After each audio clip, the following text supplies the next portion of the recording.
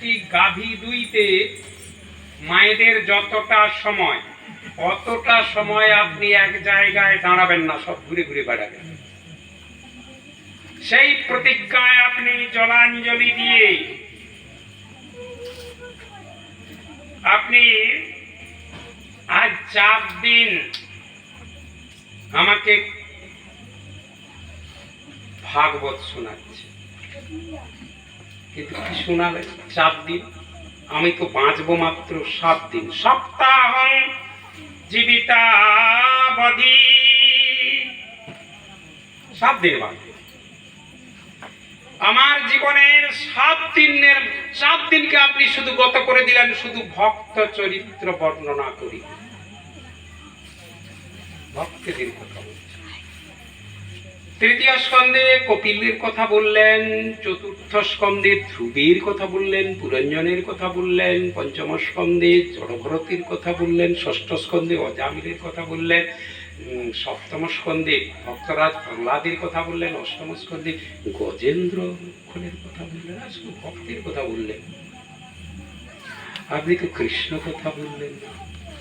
আমার 4 দিন গত হয়ে গেল, আর কদিন বাকি আছে? 7 দিনের 4 দিন চলে গেলে আর মাত্র আমার 3 দিন আছে। আপনি কৃষ্ণ কথা বলবেন বলেই তো ব্রতী হয়েছে, কেন বললেন না কেন? গুরুদেব, ওই কৃষ্ণের সাথে আমার নারীর ওতপ্রোত যোগ রয়েছে।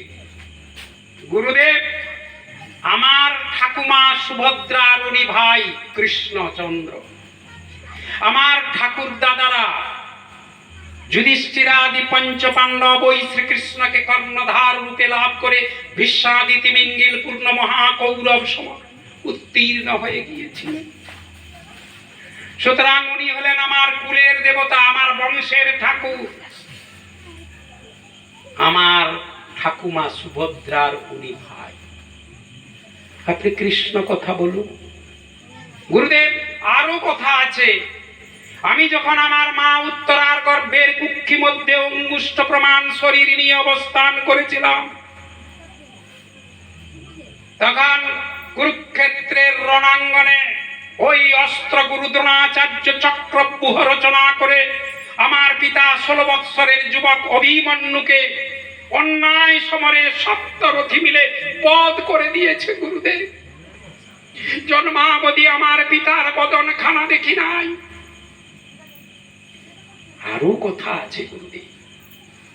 আমি যখন আমার মাতা উত্তরার গর্ভের কুক্ষি মধ্যে অঙ্গুষ্ঠ প্রমাণ শরীর নিয়ে অবস্থান করেছিলাম, তখন ওই অস্ত্র গুরু দ্রোণাচার্যের পুত্র অশ্বত্থামা নিক্ষিপ্ত ভীষণ ব্রহ্মাস্ত্রবাণ সারা আকাশের 10 দিক আলো করে ছুটে আসছিল আমার জীবন দীপটাকে নিভিয়ে দেওয়ার জন্য। আমি তখন গর্ভস্থ সন্তান, মাতৃগর্ভে আমি অবস্থান করছি। আমি দেখতে পাচ্ছি ব্রহ্মাস্ত্রের আগুন লেলিহান শিখায় দাউ দাউ করে জ্বলছে। আমার কচি নরম তুলে দেহখানা সেদিন পুড়ে ছাই হয়ে অঙ্গারবৎ হয়ে যেত। গুরুদেব, হঠাৎ আমি দেখতে পেলাম কে এক জ্যোতির্ময় পুরুষ দক্ষিণ হস্তে কৌমোদকী গদা ধারণ করে গর্ভস্থ সন্তানের চতুর্দিকে অলাত চক্রবৎ পরিভ্রমণ করিয়ে ব্রহ্মাস্ত্রের তেজকে প্রশমিত করে দিয়ে আমার জীবন দীপটাকে বাঁচিয়ে দিয়েছিলেন। কে সেই জ্যোতির্ময় পুরুষ? মাতা উত্তরার গর্ভের কুক্ষি মধ্য থেকে আমার জন্ম হলো। আমি পৃথিবীর আলো, বাতাস, নদী, নালা, গাছপালা দেখলাম। তদবধি আমি পৃথিবীর প্রত্যেকটি মানুষকে পরীক্ষা করছি, তুমি কি সেই মানুষ? তুমি কি সেই মানুষ যিনি আমাকে অশ্বত্থামার ব্রহ্মাস্ত্র থেকে রক্ষা করেছিলেন? আমি পরীক্ষা করছি। পরীক্ষা করতে করতে আমার নাম হয়ে গেছে পরীক্ষিত। গুরুদেব, ওই কৃষ্ণ আমার জীবনদাতা। আমার আর এক নাম, আমার দাদু যুধিষ্ঠির যখন আমি জন্মগ্রহণ করি ব্রাহ্মণদের দিকে কুষ্টি লিখেছিলেন, ব্রাহ্মণরা আমার নতুন একটা নাম দিয়েছিলেন বিষ্ণুরা। বিষ্ণু রক্ষা করেছিলেন মাতৃগর্ভে, তাই আমার নাম বিষ্ণুরা। সুতরাং ওই শ্রীকৃষ্ণের সাথে আমার নারীর ওতপ্রোত যোগ রয়েছে। ওই শ্রীকৃষ্ণের কথা আপনি বলুন গুরুদেব, আপনি কেন নীরব হয়ে বসে আছেন? নানাভাবে পরীক্ষিত রাজা শুকদেব গোস্বামী পাদকে ব্যতিব্যস্ত করে তুললেন। অবশেষে বললেন, গুরুদেব আজ 4 দিন আমি অন্ন জল খাই না, অভুক্ত অবস্থায় ভাগবত শাস্ত্র শুনছি দিন রাত, অবিচ্ছিন্ন তৈল ধারাবত। কথাটার মানে কি? একটা বড় তেলের পিপা থেকে ছোট পাত্রে তেল গড়াতে হলে যে অবিচ্ছিন্ন ধারায় তৈল পতিত হয়, 4 দিন 3 রাত্রে অবিচ্ছিন্ন তৈল ধারাবত আমি ভাগবত শুনছি, তাহলে না খেয়ে দিই? হ্যাঁ, তাহলে মানুষের খিদা পেলে তার হিতাহিত জ্ঞান থাকে না। গুরুদেব আপনি কি মনে করছেন খুদ পিপাসা আমাকে পীড়া দিচ্ছে, আমি কৃষ্ণ কথা শুনবার অযোগ্য হয়ে উঠেছি?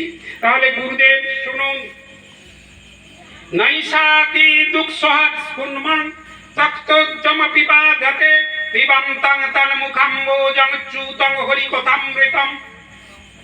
গুরুদেব আপনি শুনুন, আপনার সে মুখ থেকে আমি কৃষ্ণ কথা, অমৃত কথা শ্রবণ করছি, যা পান করে করে করে করে আমি অমর হয়ে যাচ্ছি। জাগতিক ক্ষুধ পিপাসা ক্ষুধাসুর আমাকে পীড়া দিতে পারছে না। গুরুদেব আপনি কৃষ্ণ কথা বলুন। নানাভাবে ব্যতিব্যস্ত করে তুললেন শুকদেব গোস্বামী পাদকে। পরীক্ষিতের ব্যাকুলতায় শুকদেব গোস্বামী পাদ ধীরে ধীরে নয়ন উন্মীলন করলেন। সম্মুখে উপবিষ্ট পরীক্ষিত রাজাকে দর্শন করলেন। দর্শন করা মাত্রই 2টি শ্লোক আবৃত্তি করছেন শ্রীমদ্ ভাগবতম 10ম স্কন্ধস্য 1ম অধ্যায় 15 নম্বর 16 নম্বর শ্লোক।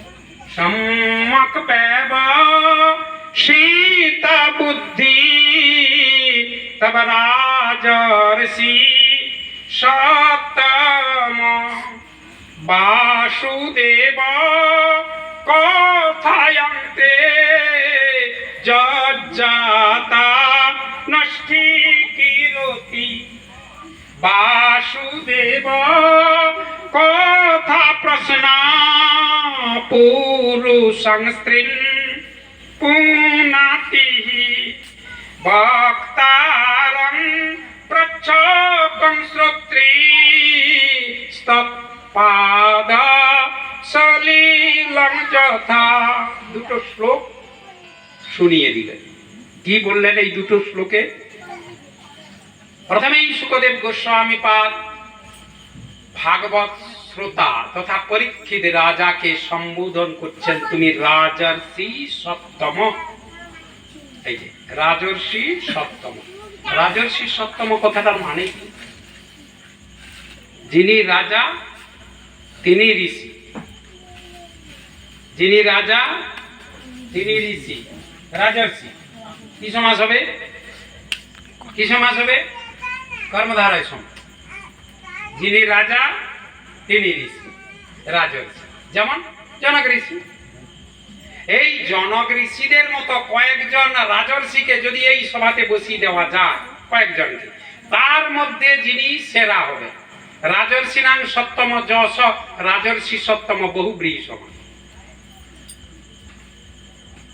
এখানে কাকে সম্বোধন করছেন? পরীক্ষিত রাজাকে সম্বোধন করছেন, তুমি হলে রাজর্ষি সপ্তম। অর্থাৎ যত রাজা আছে পৃথিবীতে, রাজর্ষি আছে, তার মধ্যে তুমি সেরা। অ্যাডজেক্টিভের সুপারলেটিভ ডিগ্রি দিয়ে সম্বোধন করছে, তুমি হলে রাজর্ষি সপ্তম।